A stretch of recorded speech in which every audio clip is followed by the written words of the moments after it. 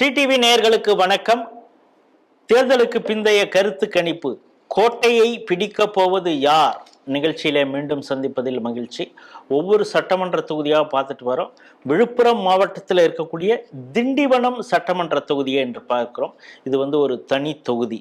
இது தனி தொகுதி அப்படிங்கிறதுனால விசிகா இந்த தொகுதியை கேட்டு பெற்று அவங்களுடைய செய்தி தொடர்பாளராக இருக்கக்கூடிய பல விவாதங்களில் பேசக்கூடிய வன்னி அரசு அவர் இங்கே போட்டியிடுகிறார். அர்ஜுனன் அதிமுக, ஏற்கனவே அவர் சிட்டிங் எம்எல்ஏவாக இருக்கிறார். 48% வாக்குகளை பெற்று வெற்றி பெற்றவர். பேச்சி முத்து, அப்புறம் சக்திவேல் தாவேகா கட்சியிலிருந்து போட்டியிடுறாங்க.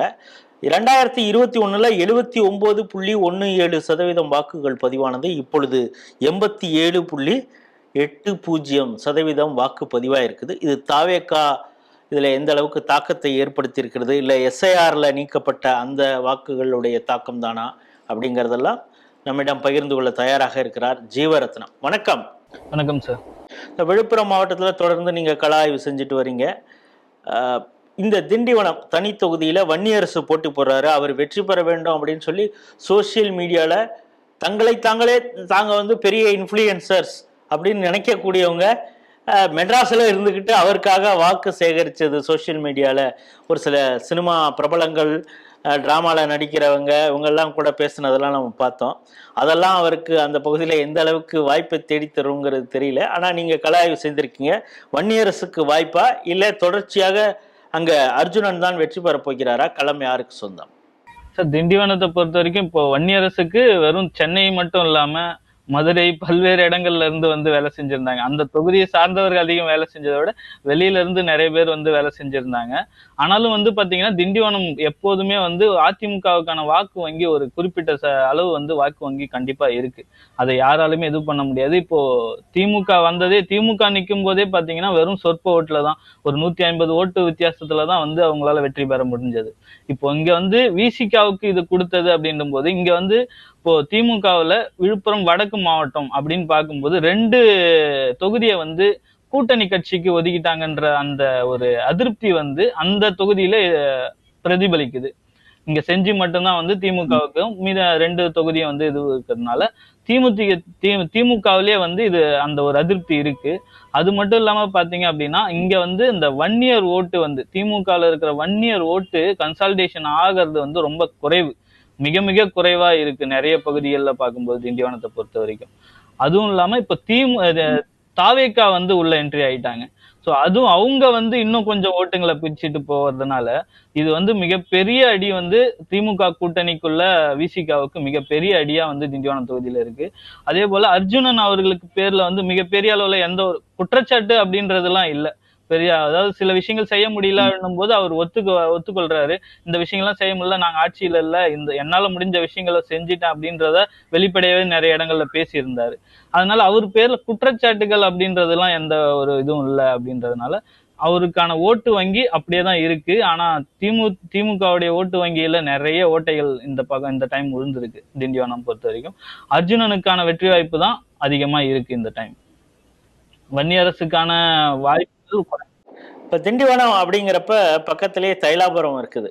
ராமதாஸ் அவர் அங்கே இருக்கிறாரு. அவருடைய தாக்கம் இன்னும் சொல்லப்போனால் அவங்களுடைய மகள், அவங்க வச்சிருக்கிற கிளினிக் இதெல்லாம் திண்டிவனத்தில் தான் இருக்குது. அவங்களுக்கு ஒரு இன்ஃப்ளூயன்ஸ் இருக்கக்கூடிய ஒரு பகுதி அப்படின்னு நம்ம பார்க்குறோம். அங்கேருந்து சொற்ப கிலோமீட்டர் தான் தைலாபுரம்.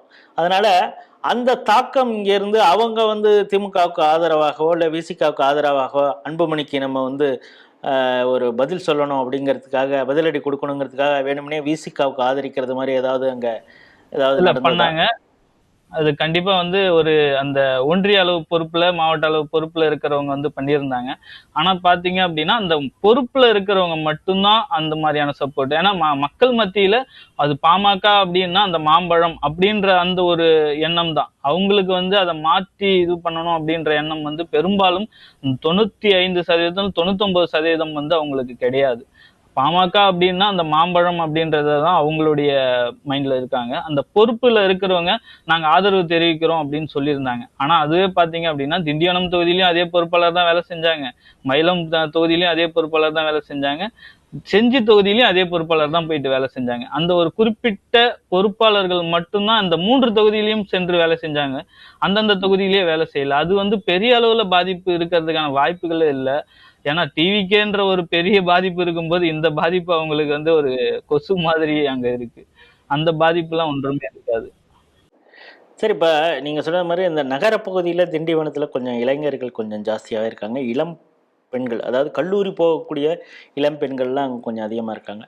எந்த அளவுக்கு தாவேக்காக்கு இங்கே ஓட்டு இருக்கும், எவ்வளோ பர்சன்டேஜ் வரும்னு நீங்கள் நினைக்கிறீங்க? இல்ல சார், அதாவது நீங்க நம்ம வந்து வெளியில இருந்து பார்க்கும்போது இந்த இளைஞர்கள் மட்டும்தான் நமக்கு அதிக அளவுல வந்து பாதிப்பு ஏற்படுத்துவாங்கன்னு நம்ம பாக்குறோம்.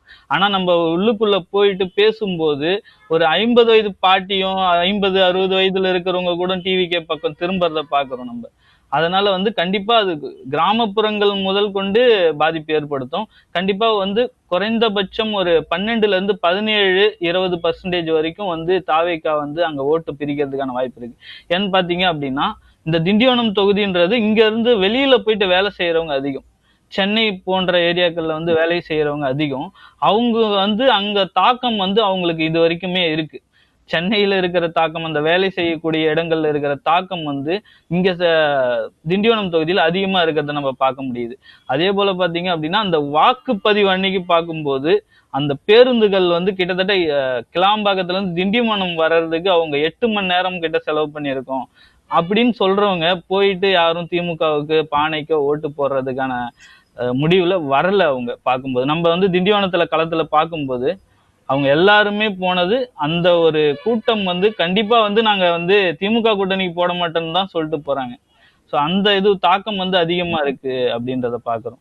இதுல வந்து நம்ம ஏஜ் வைஸ் பிரிக்க முடியாது. எல்லா வயசுலயும் இருந்துமே இந்த தாவேக்கா பக்கம் வாக்குகள் பிரியறத பாக்குறோம்.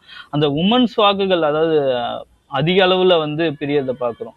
இதுல கன்சல்டேஷன் ஆவாத இப்போ நான் வந்துட்டு இதுக்கும் அதிமுகவுக்கு போட மாட்டேன் அப்படின்னு நினைக்கிறவங்க இந்த முறை வந்து அவங்களுக்கு ஆப்ஷன் வந்து டிவிக்கே இருக்கு. அதனால இந்த முறை வந்து பானைக்கான ஓட்டுகள் வந்து மிக அளவுல சரியும், பானையில வந்து மிகப்பெரிய பாதிப்பு இருக்கும். விழுப்புரம் மாவட்டம் திண்டிவனம் சட்டமன்ற தொகுதியை தான் பார்த்தோம். ஒரு தனி தொகுதி. இது ஒரு ஸ்டார் தொகுதி அப்படின்லாம் நம்ம சொல்ல முடியாது. ஆனால் ஸ்டார் தொகுதியாக உருவகப்படுத்துகிறாங்க. காரணம் அங்கே வன்னியரசு போட்டு போடுறாரு அப்படிங்கிறதுக்காக. ஏற்கனவே அங்கே சிட்டிங் எம்எல்ஏவாக அதிமுகவை சார்ந்த அர்ஜுனன் இருக்கிறார். அவர் மீது அந்த பகுதி மக்களுக்கு ஒரு நன்மதிப்பு இருக்குது. காரணம், அவர் இதெல்லாம் செஞ்சுருக்கேன், இதெல்லாம் என்னால் செய்ய முடியல, காரணம் நாங்கள் ஆட்சியில் இல்லை, வந்தால் இதெல்லாம் நான் செய்வேன் அப்படின்னு அவர் சொல்லியிருக்காரு. ஆனால் திமுக தரப்புல என்ன ஒரு அவங்களுக்கு ஆதங்கம் இருக்குன்னா, இன்னும் மயிலம் தொகுதியும் கூட்டணி கட்டி குடிச்சிட்டாங்க, மெயினான இருக்கக்கூடிய ஒரு பகுதி திண்டிவனம், இதையும் ஒரு கூட்டணி கட்சி கொடுத்துட்டாங்கன்னா நம்ம எதுக்கு இங்கே கட்சியில் பொறுப்பில் இருக்கிறோம் அப்படின்னு அந்த கட்சியினருக்கு ஒரு ஆதங்கம் இருக்கிறது. அதனால் அவங்க பெரிய அளவில் ஒத்துழைப்பு கொடுக்கலை கூட்டணி கட்சிகளுக்கு அப்படிங்கிறத பார்க்குறோம். இன்னொன்று, சாதாரணமாகவே அவங்க விசிகாவோடு சில முரண்பாடுகள் கொஞ்சம் அளவாங்கே இருக்குது அப்படிங்கிறதுனால, அதுவும் வன்னியரசு போன்றவர்கள் பேசுகிறதெல்லாம் அவங்க பார்த்துக்கிட்டு இருக்காங்க. அதனால் முழு ஒத்துழைப்பு அங்கே கொடுக்கலை அப்படிங்கிறது ஒரு பக்கமும், வன்னியரசுக்கு வெளியிலிருந்து வந்தவர்கள் தான் அங்கே வேலை பார்த்தாங்க, உள்ளூரில் பெரிய அளவு அவருக்கு சப்போர்ட் இல்லை அப்படிங்கிறதும், திண்டிவனத்திலிருந்து இளைஞர்கள் சென்னை போன்ற வெளியூர்களுக்கு போய் வேலை செஞ்சுட்டு வராங்க. அவங்க வந்து பெரிய அளவில் பேருந்துலேருந்து கஷ்டப்பட்டு 8 மணி நேரம் பிரயாணம் பண்ணிட்டு, இங்கே ஒரு 2 மணி நேரத்தில் பிரயாணம் பண்ணுற இடம் 8 மணி நேரம் கஷ்டப்பட்டு வந்திருக்காங்கிறப்ப அவங்க சத்தியமாக திமுகவுக்காக அவங்க ஓட்டு போடவில்லை, திமுகவுக்கு எதிரான வாக்குகளை போடுறதுக்கு தான் வந்தாங்க. அதுவும் கூட பானைக்கு ஒரு ஓட்டை விடுறது மழுதான் இருக்குது, ஓட்டு போட வரல, பானையில் ஓட்டை போடுவதற்காக வந்திருக்காங்க அப்படிங்கிறது தான் தெரியுது. இளைஞர்கள் அப்படின்னு நம்ம ஆரம்பத்தில் பேசணும் தாவேக்காவுடைய ஓட்டுகள். ஆனால் ஒரு மத்திய தரம் கிட்டத்தட்ட 55 வயதில் இருக்கக்கூடிய பெண்கள்லாம் கூட தாவேக்காக்கு ஆதரவாக வாக்களிச்சிருக்காங்க. திமுக கூட்டணி கட்சிகள் அந்த மகளிர் உரிமை தொகை அதை வைத்து பெண்களுடைய வாக்குகளை அவங்க நம்பிட்டு இருந்தாங்க. ஆனால் அதில் பெரும்பாலான வாக்குகள் தாவேக்காக்கு போயிருக்கு அப்படிங்கிறது ஒரு அதிர்ச்சி கலந்த ஒரு மருந்தை தான் அவங்க கொடுத்துருக்காங்க. ஆகவே வன்னியரசு இந்த முறையும் அவர் தோற்கிறார், தோற்கப்பட வேண்டியவர்ங்கிறதையும் தாண்டி வன்னியரசு இங்கே தோற்கிறார் அப்படிங்கிறது நிதர்சனமாக உண்மையாக இருக்கிறது அப்படின்னு கள ஆய்வில் ஈடுபட்ட ஜீவரத்னம் சொல்கிறார். ஸ்ரீ டிவியுடைய தேர்தலுக்கு பிந்தைய கருத்து கணிப்பில் விழுப்புரம் மாவட்டம் திண்டிவனம் தனி சட்டமன்ற தொகுதியில் பானைக்கு ஓட்டை விழுந்திருக்கிறது. அதிமுக மீண்டும் வெற்றி பெறுகிறது. மீண்டும் வேறொரு சட்டமன்ற தொகுதியில் சந்திப்போம். நன்றி, வணக்கம்.